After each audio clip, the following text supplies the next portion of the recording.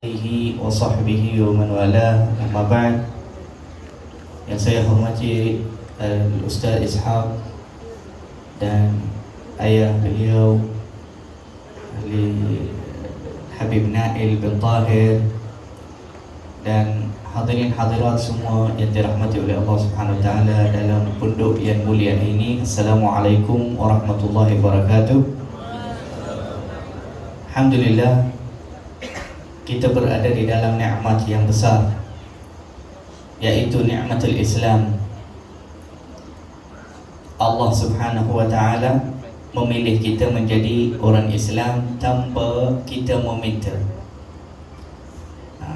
tanpa kita mohon atau minta atau doa kepada Allah. Allah telah menjadikan kita, telah memilih kita untuk menjadi manusia muslim dan muslimah. Kemudian Allah Subhanahu wa taala memberikan kemuliaan lagi, menjadikan kita daripada umat Nabi Muhammad sallallahu alaihi wasallam. Ini satu kemuliaan juga, satu kelebihan, satu nikmat yang besar, yang mana umat Nabi Muhammad sallallahu alaihi wasallam adalah umat yang mulia, umat yang dirahmati oleh Allah Subhanahu wa taala. Ummatun mudhnibatun wa rabbun ghafur. Umat yang sentiasa melakukan dosa tetapi mempunyai Tuhan yang Maha Mengampun, yakni Allah sentiasa mengampunkan dosa mereka. Alhamdulillah, kita berada juga di dalam majlis yang mulia, majlis selawat mengingati Rasulullah di bulan Rabiul Awal, bulan kelahiran Nabi sallallahu alaihi wasallam. Bulan Rabiul Awal tidak ada apa-apa kelebihan. Dia bulan yang biasa. Tetapi kerana Rasulullah lahir pada bulan Rabiul Awal, barulah bulan Rabiul Awal menjadi bulan yang mulia. Baru menjadi bulan yang istimewa, bulan yang ada kelebihan. Dan ada hikmah. Allah tidak menciptakan atau mentakdirkan Rasulullah lahir di bulan Ramadan atau bulan Rajab atau bulan Muharram atau bulan Haji seperti Dzulqa'dah, Dzulhijjah. Sebab bulan-bulan ini semua orang Arab dari sebelum Islam memuliakan. Bulan Rajab, dari sebelum Rasulullah lahir, orang Arab memang muliakan bulan Rajab. Bulan Rajab bulan yang ada keistimewaannya. Allah yang Maha Mengetahui memilih bulan yang biasa untuk kelahiran kekasihnya, Nabi yang terbaik, Nabi yang paling agung.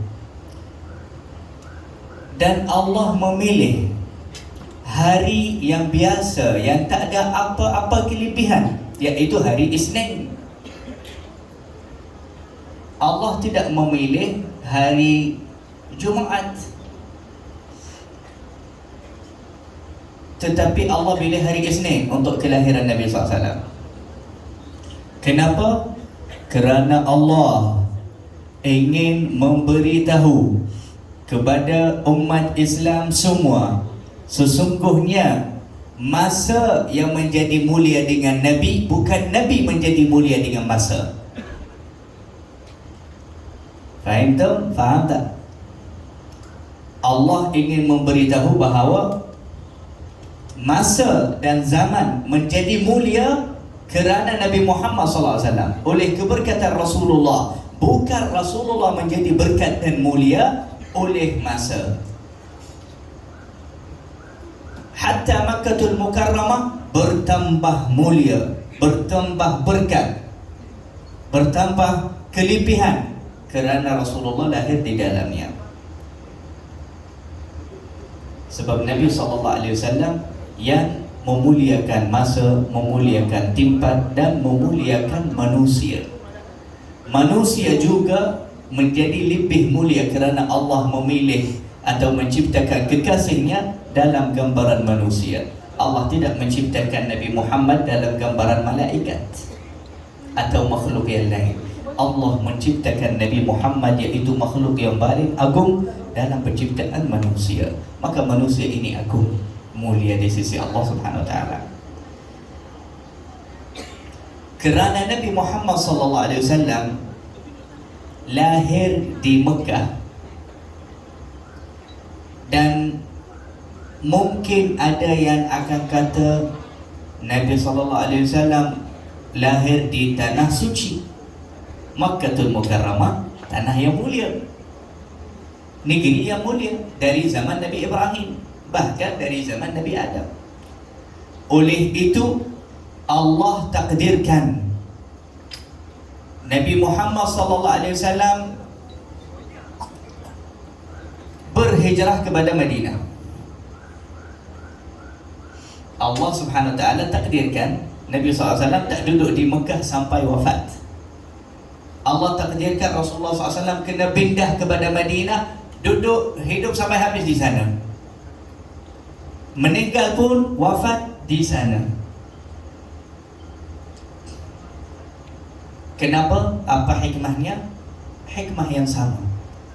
Allah ingin memberitahu bahawa bukan Rasulullah menjadi mulia oleh tempat walaupun itu Mekah, tetapi tempat yang menjadi mulia oleh Rasulullah sallallahu alaihi wasallam. Sebab itu Al-Madinatul Munawwarah, apa kisahnya? Apa sejarahnya? Al-Madinatul Munawwarah satu kampung yang ishtihar di zaman jahiliyah. Al-Madinatul Munawwarah banyak pokok kurma, itu je. Tanah yang banyak pokok kurma, itu saja. Penduduk Madinah dua golongan, Al-Ansar dan orang Yahudi, itu saja. Tak ada apa-apa kelebihan macam Mekah, tak ada apa-apa keistimewaan macam Mekah. Tetapi bagaimana berita atau khabar Al-Madinatul Munawwarah selepas Rasulullah berhijrah? Adakah Al-Madinah sama macam kota yang lain, macam negeri yang lain, macam kampung yang lain? Tidak. Dari mula Rasulullah sallallahu alaihi wasallam pijak kakinya di Al-Madinah, Sayyidina Anas kata asyraqa minha kullu syai'. Semua kawasan di Madinah bercahaya. Sayyidina Anas kata dari hari yang pertama Rasulullah sampai kepada Madinah, dia kata Madinah semua bercahaya, penuh dengan cahaya di Madinah oleh kedatangan Nabi SAW. Waktu Rasulullah berhijrah kepada Madinah, Al-Madinah awba' ardillah, ulama kata, yakni negeri yang paling banyak penyakit. Dia ada satu kuman khas di tanahnya. Tidak ada siapa-siapa yang tahan duduk di Madinah hatta singgah dari Madinah, melainkan dia akan kena virus atau kuman itu. Penduduk Madinah dah biasa dengan kuman tu, sebab tu mereka tak sakit. Mereka dah biasa dengan cuaca Madinah.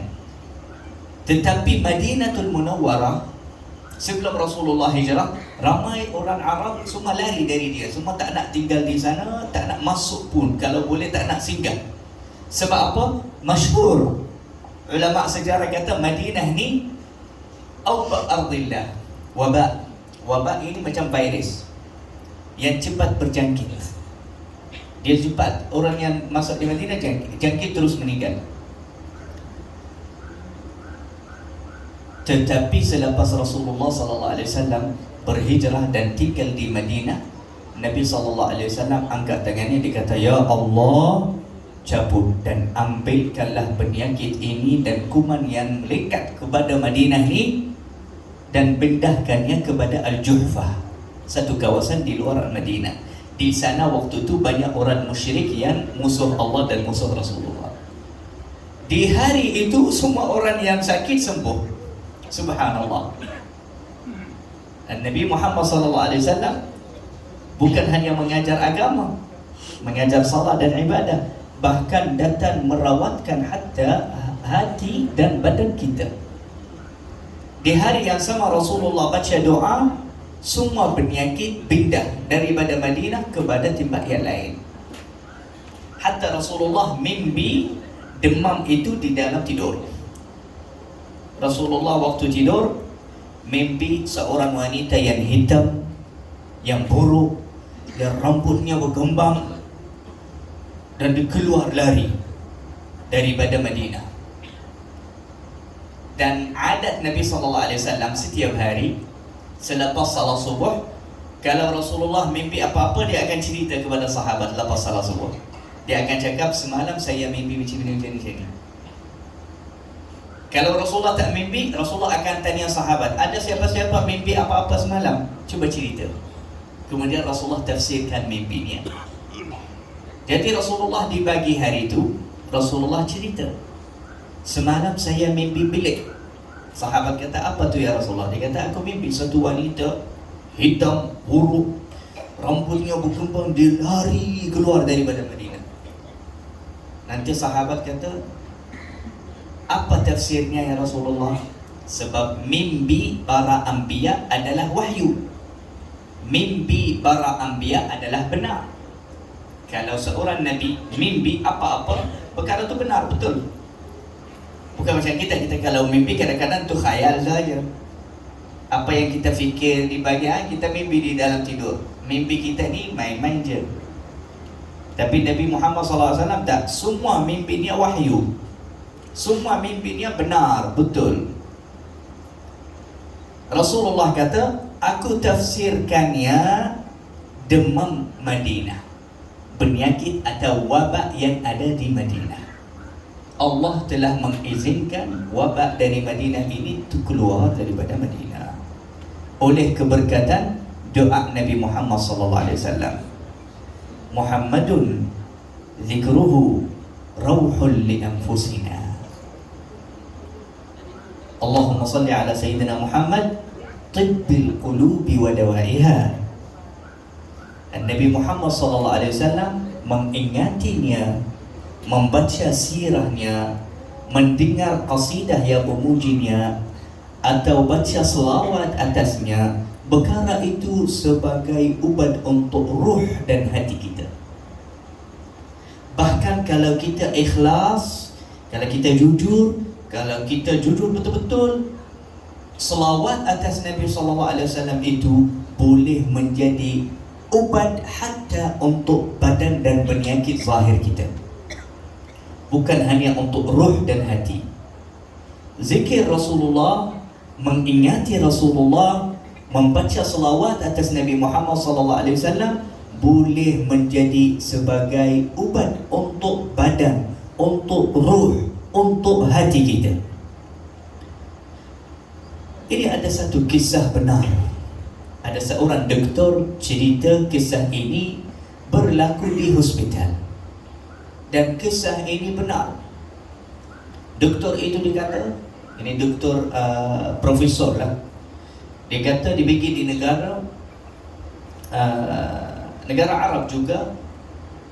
Dia masuk hospital untuk melakukan satu operasi yang agak bahaya. Dan profesor itu jenis yang takut kalau dengar ada operasi. Dia takut sangat. Jadi dia mohon doktor, please carilah ubat apa-apa lain, buatlah apa-apa, janganlah buat operasi, aku takut. Dan doktor pun risau dengan cara dia takut. Nanti dia akan kacau kejayaan operasi itu. Dia asyik suruh dia tenang, jangan risau, tak ada apa-apa. Dia asyik risau profesor tu. Nanti dia kata, hari sebelum doktor nak buat operasi, yang datang cek badan dia sebelum masuk operasi esok harinya, seorang wanita muslimah, tapi dia tak tutup aurat. Dia perempuan muslimah, tapi dia tak tutup aurat. Dan dia dididik oleh keluarganya dan masyarakatnya dari kecil. Apa-apa dia kata, sallu ala nabi, sallu ala nabi. Yani selawatlah atas Nabi. Tak payah risau, selawatlah atas Nabi. Apa-apa sallu ala Nabi. Jadi profesor tu dia kata, innalillah, dah lah aku takut, aku nak Allah bantu. Datang pula doktor yang tak tutup aurat. Nanti dia tengok muka profesor tu tak tenang, takut, risau. Doktor perempuan itu, dia cakap dengan profesor tu, ya Syekh, tak payahlah risau, tenang sahaja, operasi ni senang, biasa saja, sekejap saja selesai. Dia kata, tapi saya takut. Dia kata, salli ala Nabi. Wanita tu, perempuan tu yang tak tahu aurat, dia kata, salli ala Nabi. Yakni, hilangkanlah rasa takut kamu itu, ubatkanlah rasa takut itu dengan selawat atas Nabi SAW. Profesor itu dia kata doktor perempuan itu yang tak tutup aurat macam tampar muka saya. Sebab saya ni profesor yang ada ilmu. Perempuan ni pula ingatkan saya dengan selawat. Dia kata, Allah, mana saya dengan selawat, mana saya dengan Asy-Syafi' al-Musyaffa' yang memberi syafaat, Nabi Muhammad. Kenapa aku lupa Nabi Muhammad? Kenapa aku lupa selawat? Dia kata, jazakillah khair, terima kasih banyak. Terus dia kata, dari waktu tu sampai esok harinya, sebab esok doktor akan masukkannya dalam wad. Dia kata, aku tak berhenti baca selawat. Allahumma salli, Allahumma salli, Allahumma dibaca selawat dengan mohon Allah Subhanahu wa ta'ala selamatkan dia. Esoknya, sebelum masuk di bilik untuk di ward tempat operation tu, mereka kena cek juga, cek yang last sebelum buat operation. Doktor bila dia cek penyakitnya tu, dia tak jumpa. Subhanallah. Padahal penyakit itu bahaya, bukan senang, dan tak ada ubat, memang kena operation. Doktor itu dia cek kali pertama, kali kedua, kali, dia kata, mana hilang penyakit itu? Dah buat operation, dia kata tak ada.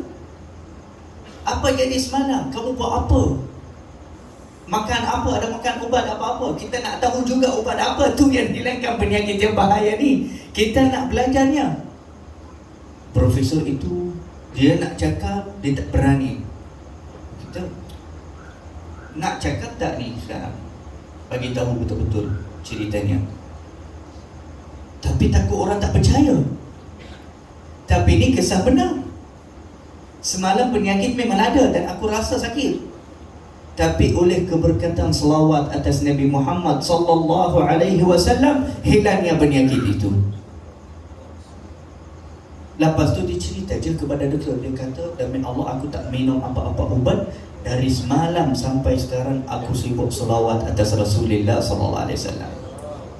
Subhanallah. Benarlah orang yang membaca selawat, tibbul qulubi wa dawaiha wa afiyatul abdani wa shifaiha. Rasulullah sebagai rawatan untuk hati kita, untuk roh kita, juga untuk badan kita. Al-Imam Al-Qustullani ni seorang ulama hadis yang terkenal dalam sejarah dan ilmu agama, sangat masyhur. Beliau yang menulis kitab Al-Mawahib Al-Ladunniyah, kitab besar dalam ilmu sirah. Al-Imam Al-Qustullani ini dikena satu penyakit yang bahaya juga. Dan penyakit itu muncul di badannya ketika dia di dalam perjalanan kepada Makkahul Mukarramah untuk menunaikan ibadah haji. Ketika beliau berada di Makkahul Mukarramah, dia ambil kesempatan sebab waktu musim haji orang Islam ramai datang. Jadi dia jumpa doktor itu, doktor ni, doktor yang dari Makkah, yang luar Makkah. Dan dia tunjukkan dirinya. Dia kata, saya ada penyakit ini. Doktor-doktor semua tak boleh tolong di waktu itu. Semua doktor kata kepadanya, kami tak boleh. Penyakit kamu ni pelik. Kita pun tak faham dia dan kita tak tahu ubatnya apa. Selepas dia rasa putus asa dengan doktor-doktor semua, Maka Al-Imam Al-Qustulani dia kata dia bersemangat lah, bersemangat dan positif, tapi positif secara agama, bukan secara orang kafir. Kalau orang kafir kata positif tu yang cara apa? Dia kata cakap saya okey, saya okey, saya okey, saya okey. Tu je, kena ulang tu je. Tapi Allah alam jadi okey ke tak? Macam ada satu orang doktor juga, dia kata mereka ajar kita tutup mata, kata aku ni singa, aku ni singa, aku ni singa. Apa jadi kuat? Dia kata jangan percaya, kau tak akan jadi singa, kau jadi orang yang tutup mata. Itu yang kau jadi, bukan jadi singa. Tapi Imam Al-Qustulani kerana imannya kepada Allah, kepada Rasulullah, dan luas ilmunya dalam agama dan cintanya yang kuat kepada Rasulullah, dia tak rasa putus asa dan dia tak serahkan dirinya kepada kematian. Dia kata, demi Allah, aku takkan pergi kepada doktor lagi sebab semua dah jawab tak boleh buat apa-apa. Dia kata, aku dah tahu caranya sekarang. Satu sahaja yang boleh bantu saya ialah Rasulullah sallallahu alaihi wasallam. Rasulullah mana? Imam Al-Qustulani lepas 100 tahun Rasulullah wafat. Dia kata tak, Rasulullah yang akan bantu saya, tak ada orang lain. Lepas tu dia buat apa? Hari-hari selawat, ribu-ribu selawat atas Nabi SAW dengan niat syifa wal afiyah, sihat dan kesembuhan. Jadi dia baca selawat ribu-ribu setiap hari, selawat. Dia pun ulama besar, wali Allah, dan yang menulis kitab sirah Rasulullah. Subhanallah, di satu malam dia mimpi Rasulullah sallallahu alaihi wasallam. Tak, dia mimpi satu orang yang handsome, yang cantik, yang cahaya mukanya. Dia datang ke badannya, dia bawa kertas, dan bentuk kertas itu sama macam kertas yang digunakan oleh doktor di zaman mereka. Dia bagi ke badannya, dia kata, ambillah wahai Qustulani. Dia kata, apa ni? Dan siapa engkau? Dia kata, aku ni dihantar oleh Rasulullah kepada kamu, dan obat kamu ada di dalam kertas ni, ambil. Dia bagi kertasnya, dia seolah-olah macam doktor kita jumpa, lepas habis jumpa doktor, dia tulis ubat, kita pergi bilik. Tapi kalau Rasulullah bagi ubat, dia tak penatkan kita sampai pergi cari ubat itu. Terus jadi kesehatan, terus jadi sihat. Kalau Rasulullah dah perhatikan sikit kepada kita, habis, selesai semua masalah. Semua masalah selesai. Masalah dunia, masalah akhirat. Tapi kita ni yang terbaling dari Rasulullah, bukan Rasulullah terbaling dari kita. Kita yang lupa Rasulullah, bukan Rasulullah yang lupa kita.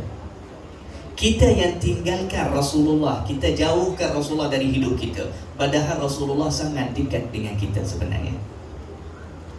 Al-Imam Al-Qustulani lepas bangun daripada tidur, dia rasa dirinya ringan, tak ada masalah. Dia pergi jumpa doktor-doktor yang lain semua yang dia pernah jumpa. Doktor semua selepas mereka cek dia, mereka cakap, mana penyakit kamu tu? Hilang. Subhanallah. Oleh keberkatan selawat atas Nabi SAW dan tawassul dengan Rasulullah SAW, berdoa kepada Allah melalui atau oleh keberkatan selawat atas Nabi Muhammad SAW. Dan inilah tujuan meraihkan Maulidur Rasul. Meraihkan Maulidur Rasul di bulan Rabiul Awal sebagai sekolah, sebagai stesen, sebagai latihan, supaya kita belajar daripada bulan Rabiul Awal ini, daripada majlis-majlis Maulidur Rasul di sana di sini, kita belajar memperbanyakkan baca selawat, memperbanyakkan mengingati Rasulullah SAW, memperbanyakkan kita menghadiri majlis-majlis yang banyak membaca salawat dan mengingati Rasulullah sallallahu alaihi wasallam. Dan kita belajar daripada majlis-majlis Maulidur Rasul ini ilmu,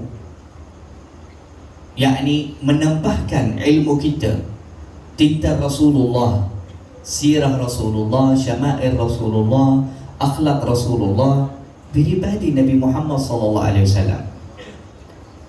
Kerana itu adalah sebahagian daripada agama. Majlis-majlis seumpama ini menanamkan di dalam hati kita dua perkara ini. Menambahkan iman kita kepada Allah dan Rasulullah, juga menambahkan rasa cinta di dalam hati kita kepada Allah dan kepada Rasulullah sallallahu alaihi wasallam. Dan ini adalah faedah yang paling besar. Kalau setiap satu orang daripada hadirin dan hadirat keluar daripada majlis ni tanpa hatta sedikit iman dan cinta kepada Rasulullah, itu nikmat besar. Itu adalah nikmat yang besar. Dan kita kena bersungguh-sungguhlah dalam majlis ni. Sebab semua selepas kita keluar daripada majlis ni, keadaan kita berbeza-beza, tak sama. Ada orang keluar, dia dapat tambah imannya mungkin 2%. Ada orang tambah imannya 10%.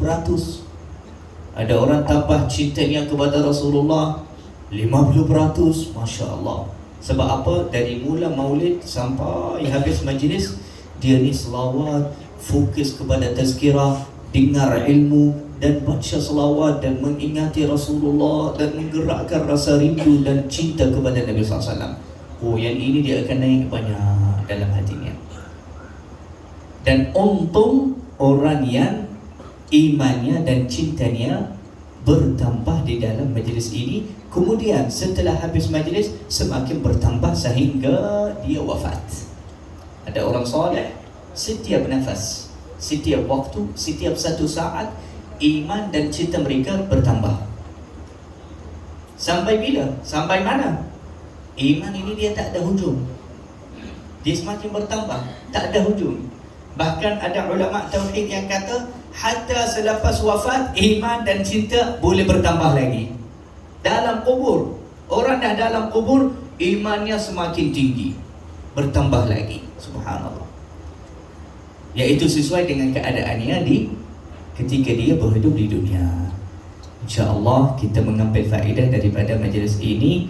Kita lepas habis dan keluar dan pulang kepada rumah kita, kita biasakan diri kita baca selawat. Dan kita bacalah kitab sirah Rasulullah atau syama'il Rasulullah. Janganlah kita dah sampai umur kita 50 tahun, 60 tahun, 40 tahun tak pernah walau sekali baca sirah Rasulullah. Banyak kitab-kitab sirah. Kalau malas nak baca kitab sirah yang besar, yang 2 jilid, yang 3 jilid, tak apa, ada kitab-kitab sirah Rasulullah yang ringkas. Macam ada satu kitab namanya Nurul Yaqin. Kitab ni best, bagus. Kitab ini terbaik. Kalau dapat beli. Kitab namanya Nurul Yaqin fi Sirat Sayyidil Mursalin. Baca dia. Ada sejarah Nabi SAW dari mula Rasulullah lahir sampai Rasulullah wafat. Kitab itu terbaik. Sekurang-kurangnya kamu sebagai Islam yang ikut Rasulullah, yang beriman kepada Rasulullah, yang cintai Rasulullah, sekurang-kurangnya pernah kamu baca tentang sirah Rasulullah. Kalau tentang syama'il, bacalah kitab Syama'il Al-Muhammadiyah Imam Tirmidzi. Tulis nama kitab ini, namanya Syama'il Al-Muhammadiyah karangan Al-Imam Tirmidzi. Yang bagusnya pada kitab ni ada translate-nya dalam bahasa Melayu, senang. Dari Shopee pun boleh beli. Boleh beli, nanti dapat baca di rumah. Bila sampai di rumah, bacalah dengan keluarga. Suami isteri dengan anak baca sama-sama Syama'il Nabi SAW, sirah Rasulullah, sehingga tidak keluar, tidak habis bulan Rabiul Awal ini, melainkan setiap satu keluarga Islam ini telah bertambah ilmu mereka dan pengenalan mereka tentang diri dan pribadi Rasulullah sallallahu alaihi wasallam. Wa sallallahu ala sayyidina Muhammad wa ala alihi wa sahbihi ajma'in walhamdulillahi rabbil alamin.